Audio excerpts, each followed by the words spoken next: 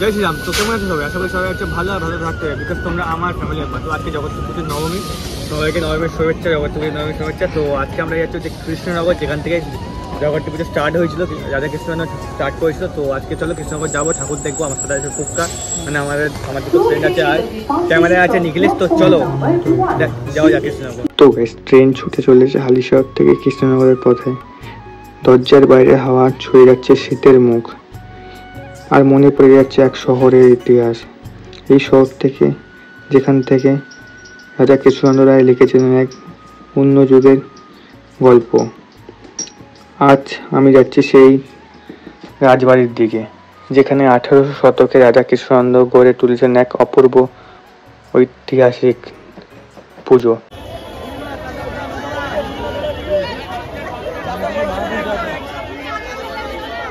তো গাছ এই যায় সামনে এসে কৃষ্ণনগরে নামলাম। আর কৃষ্ণনগরের শুরুতে তোমার তো ভিড়টা দেখালাম, কী লেভেলের স্টেশনের ভিড়। আর আজকে আমরা আস্তে আস্তে এখন যাচ্ছি রাজবাড়ির দিকে। রাজবাড়িতে একটা দিন ঢোকার সুযোগ পাই, তো যাচ্ছি এখন রাজবাড়িতে। গরিমা দেখবো আর রাজবাড়িতে ঢুকবো, আরও দেখি যতটা দেখা যায়, দেখি যতটা দেখা যায় তোমাদের কভার করার চেষ্টা করবো। তো ভিডিওটা না শুনে ভিডিওটা দেখতে থাকো। রাজবাড়ি যাচ্ছি এখন, রাজবাড়ি গিয়ে ক্যামেরা ফোন করছি। তো গাইস আমরা ফাইনালি দেখতে পাচ্ছি রাজবাড়ির সামনে চলে এসেছি। আর রাজবাড়ি একটা বৃষ্টি হয়েছে, জায়গাটা পুরো কাদা কাদা হয়ে রয়েছে। যাই হোক, তো আমরা এখন রাজবাড়ির ভেতরে যাবো। ভেতরে প্রবেশ করে তোমাদের পুরোটা দেখাবো। তো গাইস ফাইনালি আমরা দেখতে পাচ্ছি রাজবাড়ির ভেতরে ঢুকে গেছি, যেখানে রাজা কৃষ্ণচন্দ্র রাজপ্রাসাদ রাজবাড়ি আমরা ঢুকে গেছি। দেখতে পাচ্ছ পুরো রাজপ্রাসাদের ভেতরে ঢুকে গেছি, রাজবাড়ির ভেতরে। তো এখন যাবো আমরা আরেকটু ভেতরে, যে এখানে ঠাকুর পুজো হয়েছে সেখানে যাবো, ফটো তুলবো, তোমাদের দেখাবো। তো ভিডিওটা না টেনে পুরোটা দেখতে থাকো। এখান থেকে কি সুন্দর প্রবেশ পথটাকে লাইট দিয়ে সাজিয়েছে দেখতে পাচ্ছ। আর এখানে ভিড়, মানে সবাই ফটোশ্যুট করছে। নদিয়া হিরোয় অবস্থিত কৃষ্ণনগর রাজবাড়ি ইতিহাসের নীরব সাক্ষী। এই রাজবাড়ির জগদ্ধাত্রী পুজো শুরু হয়েছিল প্রায় 1800 শতকে রাজা কৃষ্ণচন্দ্র রায়ের হাত ধরে। শোনা যায় এক রাতে দেবী পক্ষে রাজাকে দর্শন দেন স্বপ্নে, এবং তখন থেকেই তিনি রাজবাড়িতে দেবীর জগদ্ধাত্রী পুজো আরাধনা শুরু করেন। এই স্পেশাল কৃষ্ণনগরে মাটির পুতুল। তো গাইস, প্রাচীন রীতিতে দেবী রচনা, ধনুচি নাচ, ঢাকের তালে রাজবংশের পুরুষ ও নারীরা অংশ নেন, সেই ঐতিহ্য বহন করে। এখনকার প্রতিমার সৌন্দর্য, রাজকারী শোভাযাত্রা আর আলোকসজ্জা সব মিলিয়ে এই পুজো আজও কৃষ্ণনগরের গর্ব।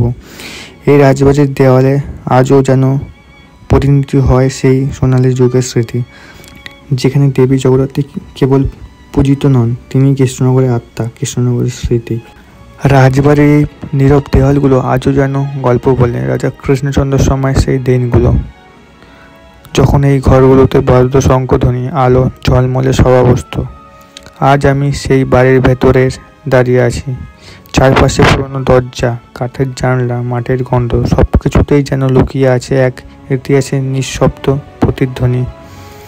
এখানে যে জিনিসগুলো দেখলাম, পুরনো প্রদীপ, ভাঙা পিতলের বাসন, প্রাচীন আলমারি, সব কিছু যেন আজও ধরে রেখেছে সেই যুগের ছোঁয়া।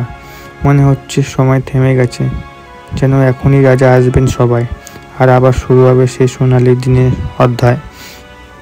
এই রাজবাড়ি শুধু একটা প্রাসাদ নয়, এই এক জীবন্ত ইতিহাস, যেখানে প্রতিটি দেয়ালে লেখা আছে কৃষ্ণনগরের গৌরবের কাহিনী।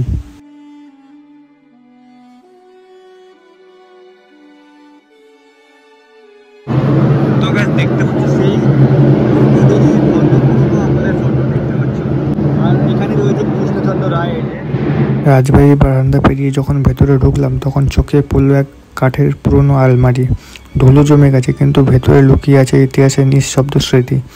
আলমারির কাচের ওপারে সারি সারি পুরনো ছবি, রাজা কৃষ্ণচন্দ্র রায়ের রাজ পরিবারের মুখগুলো। প্রতিটি ছবি চোখ যেন আজও চেয়ে আছে সেই অতীতে, যেখানে রাজবাড়ি ছিল রাজকীয় পরিবারে ভরা। কিন্তু যত ছবি দেখলাম, একটা মুখ পেলাম না, গোপাল ভাঁড়ের মুখ, যিনি আর রাজাকে হাসাতেন, রাজ পরিবারের বুদ্ধির খেলা দেখাতেন। তার কোনো প্রতিচ্ছবি নেই এই আলমারির ভেতরে। অদ্ভুত লাগে, তাই না? রাজাদের ছবি টিকে গেছে, রাজপ্রাসাদও টিকে গেছে, কিন্তু হাসির সেই মানুষটার চেহারা যেন কোথায় হারিয়ে গেছে ইতিহাসের ধুলোর নিচে। অদ্ভুত, তাই না? খুব। আমি তোমাদের জুম করে দেখানোর চেষ্টা করছি। দেখো মহারাজের ফটো দেখতে পাচ্ছ, সেই পুরো টেলিফোনগুলো রয়েছে জায়গাটা, সেই ব্রিটিশ আমলের ঘড়ি দেখতে পাচ্ছ, টেলিফোন আছে, ব্রিটিশ আমলের টেলিফোন রয়েছে। এই সেই রাজা দেখতে পাচ্ছ, রাজ পরিবারের সব মানে যারা ইউজ করতেন একটা সময়।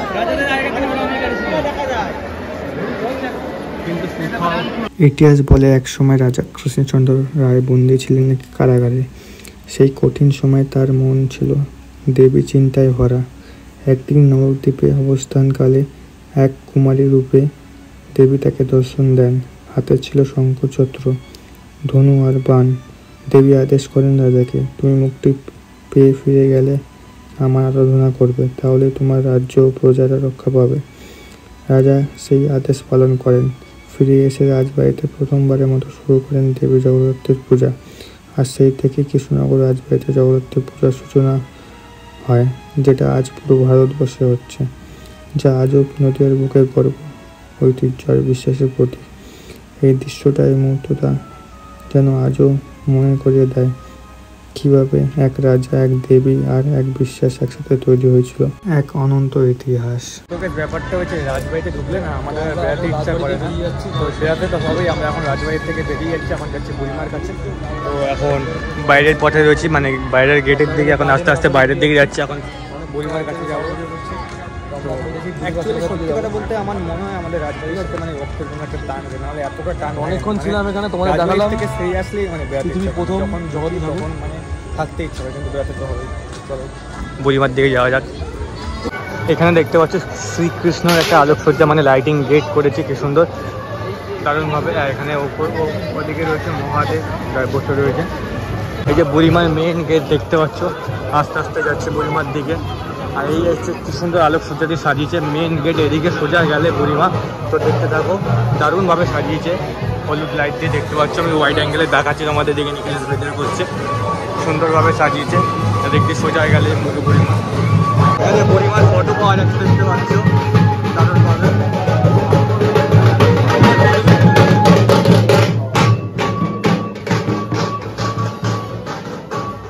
তো গাইস, কৃষ্ণনগরের বুকে এক অনামা অলৌকিক শক্তি, যাকে সকলে ভালোবেসে ডাকে বুড়িমা। কেউ বলে তিনি রাজবাড়ির রক্ষাক্ষেত্রী, আবার কেউ বলে তিনি এই শহরের আত্মা। শত বছরের পুরনো কাহিনী। যখন রাজবাড়ির আনাচে কানাচে বাজত ঢাকের শব্দ, ধূপের ধোঁয়াতে ভরে যেত প্রাসাদের বাতাস, সেই সময় থেকেই বুড়িমার নাম জেগে আছে মানুষের বিশ্বাসে। ভক্তরা আজও আসে মানত নিয়ে, একটুখানি প্রসাদের আশায়, এক ফোঁটা ভক্তি। আর বুড়িমা নাকি আজও শোনেন তাদের ভক্তদের কথা। যার হৃদয়ে সত্যিকারের বিশ্বাস আছে, তারাই বুড়িমাকে আজও বিশ্বাস করে।